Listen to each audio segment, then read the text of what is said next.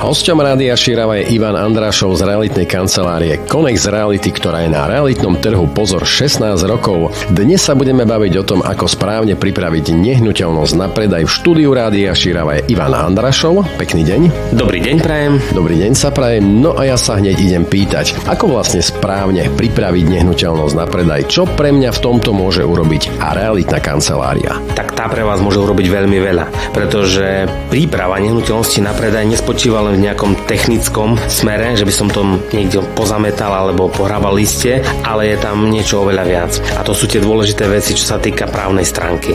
Nehnuteľnosť treba dobre pripraviť hlavne po tej právnej a finančnej stránke, aby bola napríklad vysporiadaná, aby sme mali súhlas všetkých majiteľov, takisto aby tam neviazli nejaké ťarchy, ktoré sa nedajú odstrániť, aby o týchto veciach vedela kancelária a vedela pripraviť reálny spôsob riešenia rôznych otázok, ktoré vznikajú.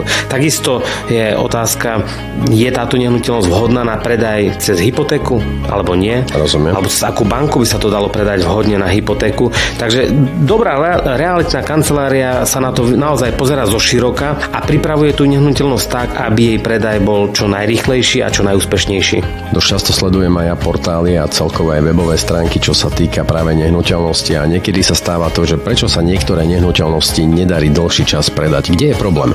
Máte pravdu, je to tak. Aj my sa s tým stretávame, pretože niektoré nehnuteľnosti sa zobrazujú aj niekoľko rokov s jednou cenou, stále tou istou napríklad, alebo s cenou, ktorá je neadekvátna stavu tej nehnuteľnosti, alebo tej lokalite, kde sa tá nehnuteľnosť, daná nehnuteľnosť nachádza. Problém je v tom, že mnohí majitelia majú nerealistické očakávania. Predávajú tú nehnuteľnosť s mienkou, že možno nájdu niekoho, kto im dá oveľa viac, ako je reálna hodnota tejto nehnuteľnosti, avšak žiaľ milia sa, pretože kupujúci, respektíve klienti z tej druhej strany, ktorí zháňajú nejakú nehnuteľnosť, majú veľmi dobrý prehľad, čo je reálna hodnota takejto nehnuteľnosti, a tým pádom na takúto ponuku vôbec nereagujú niekoľko mesiacov, čo jej veľmi škodí predajú takejto nehnuteľnosti.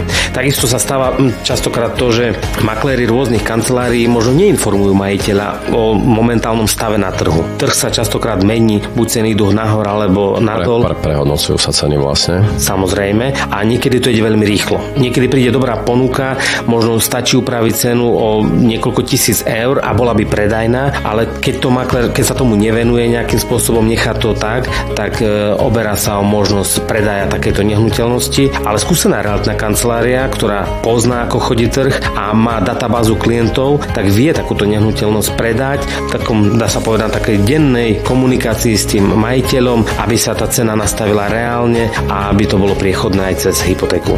Toľko na dnes zo seriálu Obývaní, a hosťom Rádia Šírava bol Ivan Andrášov z realitnej kancelárie Konex Reality. Prajem pekný deň.